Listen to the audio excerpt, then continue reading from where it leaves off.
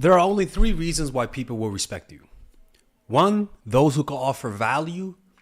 Two, those who can hurt you, potentially hurt you. And three, those who think highly of themselves. If you're able to communicate that one way or another, you're going to gain respect wherever you go. So today we're going to be talking about how to achieve this through 8 different sets of behavior that you guys can apply in your life that will bring respect to you. Where no matter where you go, you're going to have an aura, a presence about you that inspires people to treat you with respect. All right. And it's very important because when you don't do this, you send signs of weakness and it causes people to lowball you. It causes people to disrespect you. It causes people to think to not have a very high opinion of you. And this creates a resentment within you. By the way, check out my new channel, Professor Alex. It's a channel that I created where I talk about spirituality, self-help, and topics like the ones you see here. It's completely different from the men's channel. So click on that right now, and there you'll be able to get 3 or 4 videos per week that you will never find on this channel. Okay, subscribe right now or else I'm closing it. That causes you to behave in such a way that inspires more disrespect. All right, so let's begin. First things first, patience. Never feeling rushed. So that means this: never speaking too fast, never moving too fast, never responding too fast, never reacting too fast, never letting somebody rush you. An example is this: basketball, right? I play a lot of basketball. And one of the things about basketball is that this is how you shoot a basketball. You put the ball here and you shoot, okay? The problem is that when there's a defender, a lot of basketball players will instinctively rush the release. In other words, they feel like somebody's coming at them, and rather than doing their normal shot, they go like too fast, and it fucks up the mechanics. What happens here is that they're allowing the pressure to influence them. They have no presence of mind. They don't know that the slow route is actually the fast way, that taking your time actually allows you to do it quicker. So this actually reminds me of the scene of Titanic when Jack, who got played by Rose, when the water was rushing and he was trying to open the door while the water is like drowning them, right? And he was like looking around. You can easily see somebody rushing that and never being able to open the key. But when you're in tight pressure situation, what you have to do is not act, but find a way to relax your mind. Then you'll be able to behave. Being able to demonstrate this relaxation, this walking at your own pace, signals to people mental strength, signals to people that you have a strong grasp on who you are as a person.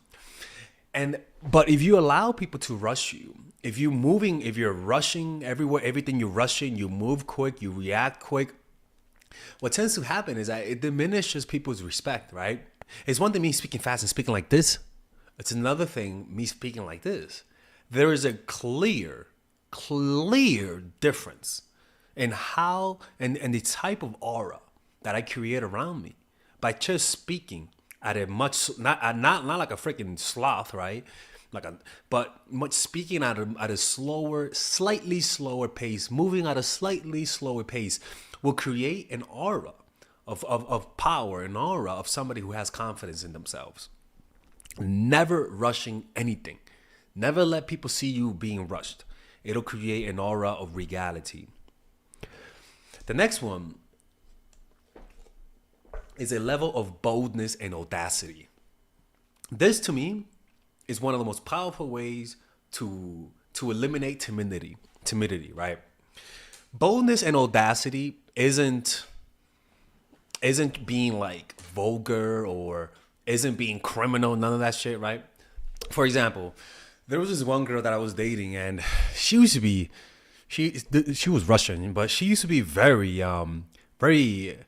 like angry girl, right? And I was very young at that time, and she would like say, "Hey, what the fuck, Alexis? Where are you?" I'm like, Jesus Christ, what's wrong with this girl, right?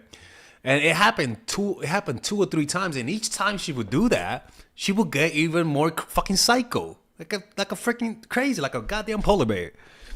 And I remember one time, and the thing is, she was so hot. You know, and I was young, and I was like, man, I understand she's Lucifer, but she's hot. And then one time, she what was it that she messed with? I think, yeah, I had a Larry Bird poster, and she drew a Hitler mustache, people. Okay, and I was like, this is not funny.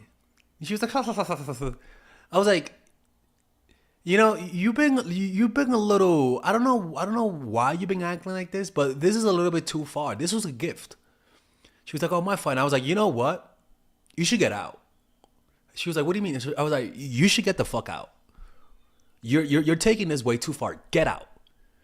And I was like, no, get out. Like, I even started recording like the voice message just in case she you know what I'm saying? Just in case she would go psycho mode and say some shit that I didn't do. Anyways.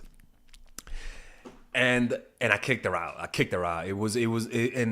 to be honest with you, I could see how that was so sudden for her, because at that time I was a really nice person, and I actually, like, I was a very like a pushover. But something in me when she did that, that was too far. That was way too far. And I told her, get the fuck out, man. You're not gonna be drawing damn, you know, Adolf mustache on Larry Bird. What the fuck is your problem? And the reason why this works is because the boldness that you display, despite being needy or despite being desperate in the past, will communicate to people that you must have some hidden resources that's causing you to act that way. There must be something backing up this confidence. That's what that means. So if you were acting super needy, for example, and then they assume that you were that you weren't gonna leave, and then you leave, what you're communicating is that you had more confidence than they thought you had. What you're communicating is that you have something that you have a backup plan that they didn't know they had, that they didn't know you had. You literally increase your power and aura by boldness. And what you'll notice is that the people who you thought wouldn't chase you back will chase you back, simply not because they like you, but simply because of the boldness of it. So, and that's why I say, if you created a reputation of being way too timid, of being a pushover, the solution for that is to make up for your mistakes with an equally level of audacity and boldness. So that means if they think you're weak, you just make a bold move and get the fuck out, because just ghost their ass. Make them understand that they've misunderstood you, right? So boldness and audacity is a way to make up for your mistakes. If you make mistakes, a bold move will literally make up for it.